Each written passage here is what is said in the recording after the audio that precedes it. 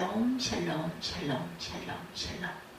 하나님 사랑합니다. 여러분 주 안에서 사랑합니다. 민수기 32장 1절에서 9절 이스라엘을 낙심케 말라 이렇게 말씀하고 계십니다. 루벤 자손과 갓 자손은 심이 많은 가축대를 가졌더라. 그들이 아셀 땅과 길르앗 땅을 본즉 그곳은 목축할 만한 장소인지라. 갓 자손과 루벤 자손이 와서 모세와 제사장 엘르아살과 회중 지휘관들에게 말하여 이르되 아다롯과 디몬과 아셀과 니브리와 헤스본과 엘르알레와 스반과 느보와 부론 곧 야훼께서 이스라엘 회중 앞에서 쳐서 멸하신 땅은 목축할 만한 장소요 당신의 종들에게는 가축이 있나이다. 또 이르되 우리가 만일 당신에게 은혜를 입었으면 이 땅을 당신의 종들에게 그들의 소유로 주시고 우리에게 요단강을 건너지 않게 하소서. 모세가 갓 자손과 루벤 자손에게 이르되 너희 형제들은 싸우러 가거든 너희는 여기 앉아 있고자 하느냐. 너희가 어찌하여 이스라엘 자손에게 낙심하게 하여 야훼께서 그들에게 주신 땅으로 건너갈 수 없게 하려 하느냐. 너희 조상들도 내가 가데스 바네아에서 그 땅을 보라고 보냈을 때 그리하였었나니 그들이 에스볼 골짜기에 올라가서 그 땅을 보고 이스라엘 자손을 낙심케 하여서 야훼께서 그들에게 주신 땅으로 갈 수 없게 하였었느니라. 이렇게 말씀합니다. 1절에서 9절 이스라엘을 낙심케 하지 말아라. 신앙생활을 하면서 중요하게 여겨야 할 것은 내게 속해 있는 신앙 공동체이죠. 하나님은 우리가 예수 그리스도를 믿을 때 혼자 믿는 것이 아니라 같은 믿음을 가진 성도들이 모여서 신앙의 공동체의 교회를 이루도록 하셨습니다. 그래서 교회를 이루는 성도들이 하나님의 말씀대로 살아가기 위해 서로 협력할 수 있도록 하셨어요. 그렇게 지혜로운 신앙인들은 자신이 속해 있는 신앙 공동체가 견고하게 설 수 있도록 힘을 씁니다. 만약 공동체가 흔들리게 된다면 결국은 그 공동체를 이루고 있는 사람들의 신앙도 흔들릴 수밖에 없기 때문이죠. 그래서 신앙 공동체는 내 개인의 신앙뿐 아니라 다른 이들의 신앙적으로 잘 설 수 있도록 책임감을 가지고 행하게 됩니다.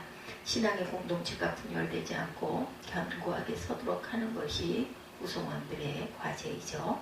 이스라엘의 지도자인 모세가 관심하는 것 중에 하나도 이스라엘 백성이 하나의 믿음 공동체로 하나 되게 하는 것이었어요. 모세에게 주어진 과제는 출애굽한 이스라엘을 하나님께서 약속하신 가나안 땅으로 들어가도록 하는 것이었죠. 그리고 그 일을 위해서 이스라엘 백성들이 하나님의 말씀 안에서 하나의 신앙 공동체가 되어야 함을 모세는 잘 알고 있었습니다.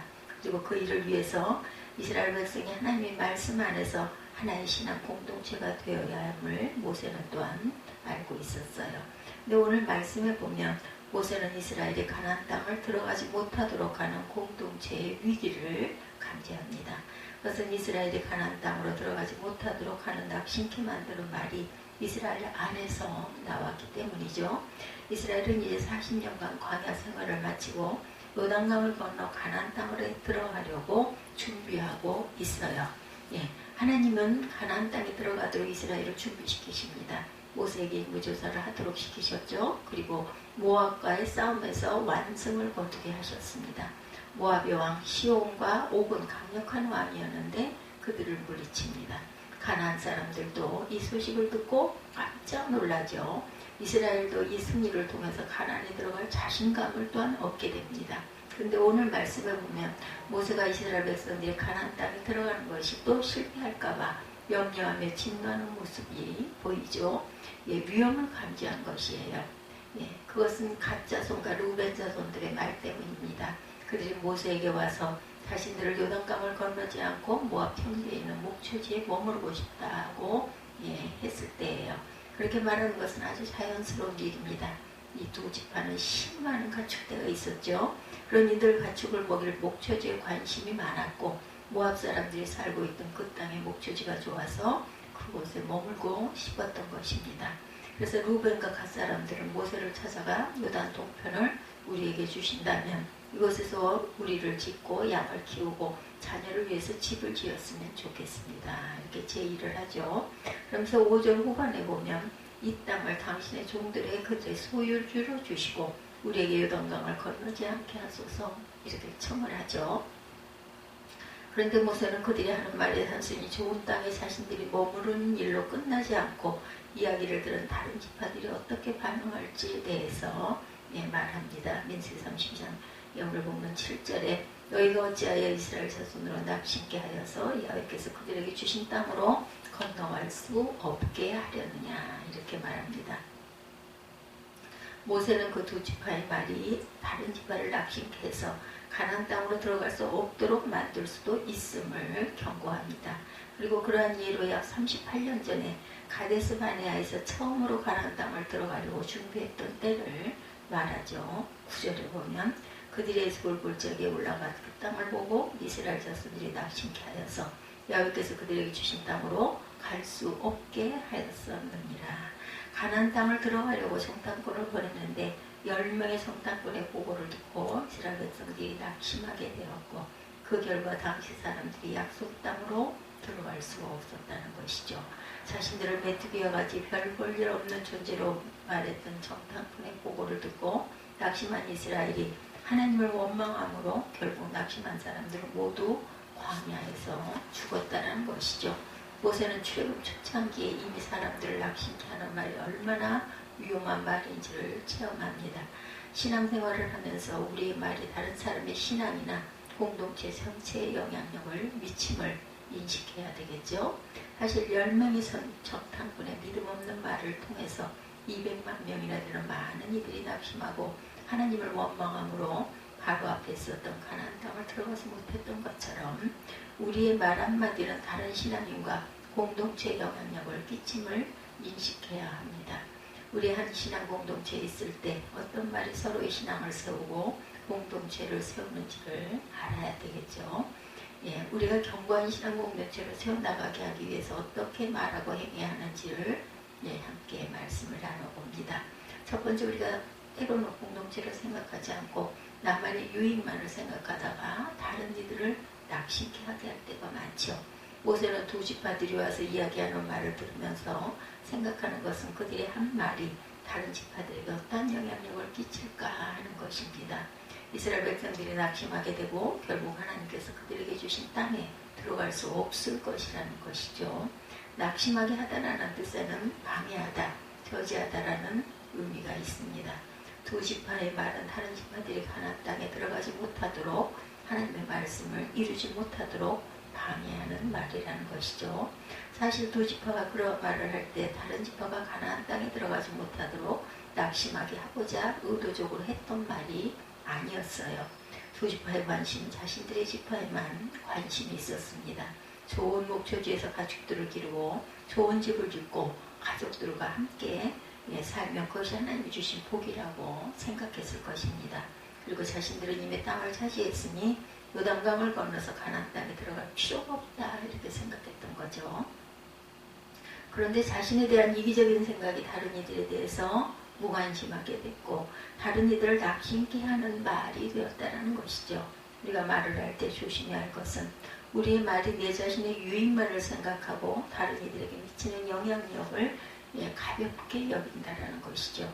두 지파가 모세에게 자신들의 뜻을 말하기 전에 더욱 생각해야 했던 것은 자신들의 말을 들은 다른 지파들의 형편이었던 것이죠. 다른 지파들은 가나안과의 전쟁을 앞두고 있습니다. 그럴 때 작은 힘이라도 아쉬울 때인데 두 지파가 전쟁에 참여하지 않겠다고 말한다면 다른 지파들은 낙심하고 사기가 떨어져서 가나안 땅으로 들어갈 엄두가 나지 않았을 것이라는 거죠. 그리고 모세가 경험한 바로 이스라엘 백성들은 하나님을 원망하여 배반했을 뻔했어요. 반역을 했을 뻔했습니다. 우리는 우리가 하는 말의 영향에 대해서 절대로 가볍게 생각해서는 안 되겠다. 우리가 무심코 하는 말들은 다른 사람들에게 영향력을 미치고 또한 공동체 전체에 영향력을 끼칩니다. 때로 다른 이들을 낙심케 만들 때 낙심의 공동체 안으로 퍼져서 그 신앙의 공동체를 낙심하게 만들고 하나님의 일을 제대로 하지 못하도록 하기도 합니다. 어떤 부흥회 때 어떤 오신 목사님께서 말씀하시기를 자신은 전화를 잘 안 받는다 하면서 그 이유를 설명하셨어요. 그 목사님은 한 교회에서 사역하시면서 건축을 3번 하셨는데 건축을 할 때마다 부담을 느끼셔서 교회를 떠나는 분들이 계셨다는 거죠. 교회를 떠나시기 전에 그분들은 목사님께 전화를 하셔서 긴히 드릴 말씀이 있으니 식사 한번 하자 이렇게 말씀을 하신다고 그래요. 그러면 10종 팔고 교회를 떠나겠다는 말씀을 하셔서 그 이후로 전화 오는 것에 대해서 긴장했다라고 말씀하셨어요. 그런 일들이 빈번하면 뭔가를 해보려고 했던 다른 사람들이 힘이 빠지고 낙심하게 되죠. 시험에 들게 됩니다. 신앙의 공동체는 하나님께서 맺어주신 관계이죠. 신앙적으로 서로 잘 성장하고 하나님의 말씀대로 살아갈 수 있도록 격려하라고 맺어주는 공동체입니다.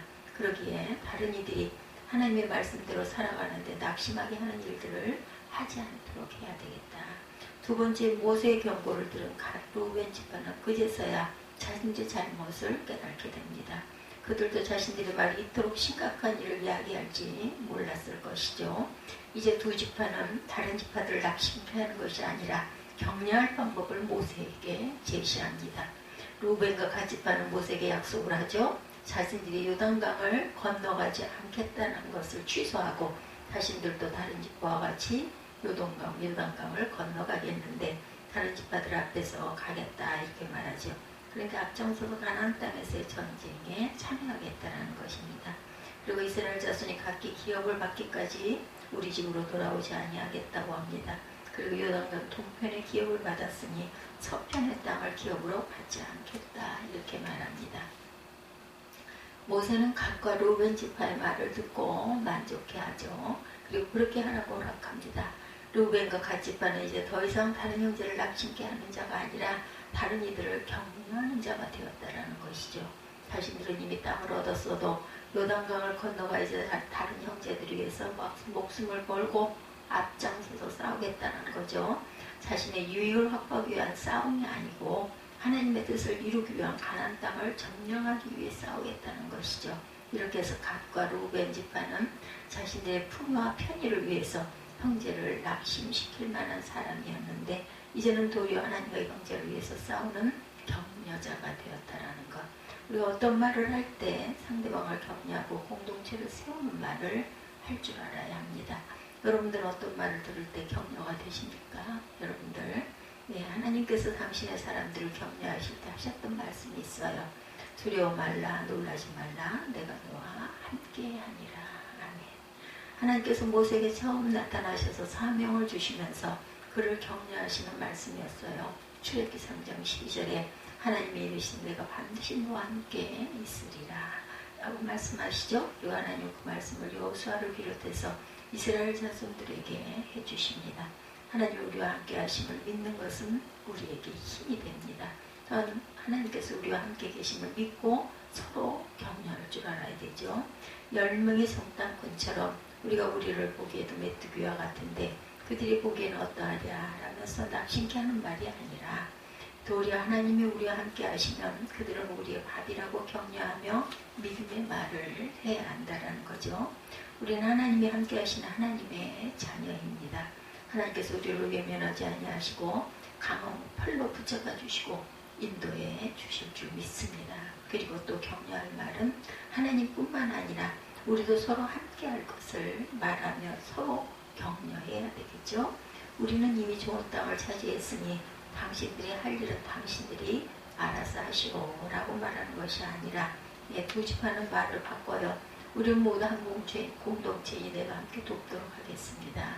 내가 먼저 앞장서겠습니다. 우리 힘을 합해서 주님의 뜻을 이루어 봅시다 라고 말해야 하는 거죠. 우리 주변에 우리의 격려를 바라는 사람들이 많이 있어요. 우리 가정에도 자녀가, 부부가, 부모가 우리의 격려를 필요로 하고 있다는 것. 하나님의 당신과 함께 하십니다. 나도 늘 당신 곁에 있을 때니 힘내세요 라고 격려합니다. 센터 안에서, 교회 안에서 따뜻한 격려의 한마디를 통해서 교회가 믿음 안에서 굳건하게 서게 되고 그것이 또한 각 성도들의 신앙의 뿌리를 내릴 수 있는 옥토가 된다라는 것. 하나님께서 우리로 하나의 신앙의 공동체를 이루게 한 것은 서로가 믿음 안에서 하나님의 뜻을 이루는 온전한 공동체로 세우게 하려는 거죠. 그리고 그러기 위해서는 서로를 향한 격려가 필수적인 것이다.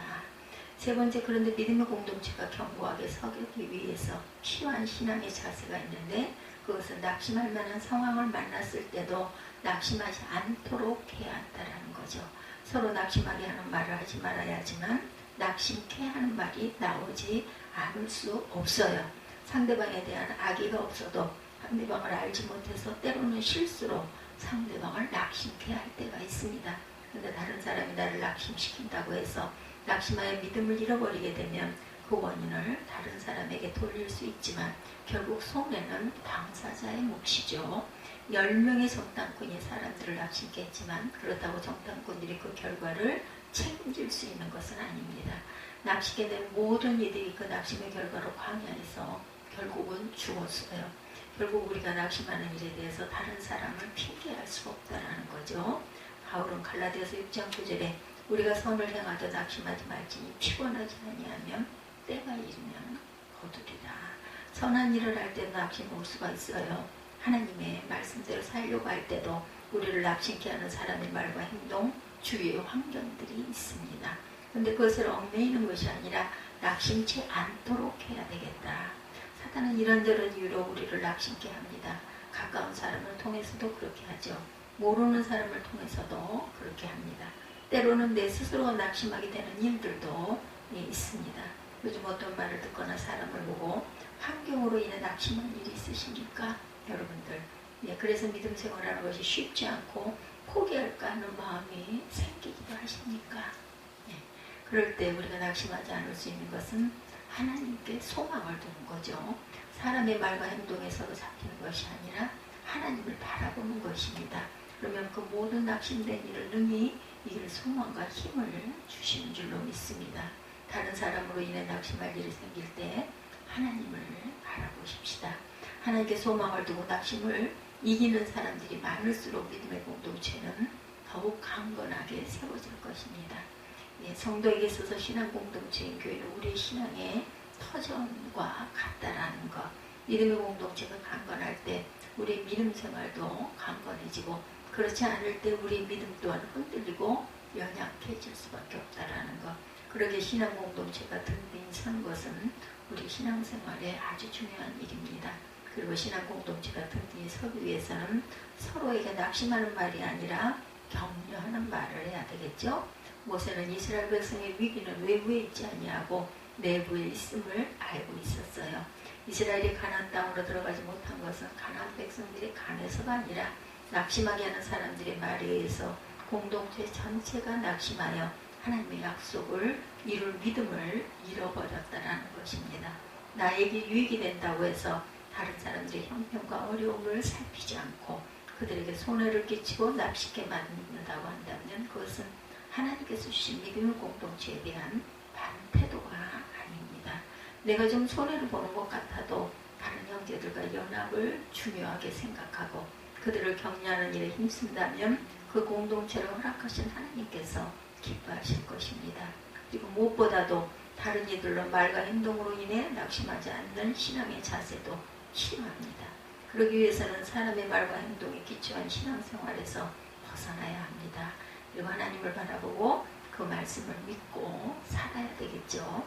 사람들이 낙심케 하는 말을 한다 할지라도 하나님만을 바라보며 소망 가운데 살 때 내 믿음도 살고 공동체도 살아나는 법이죠.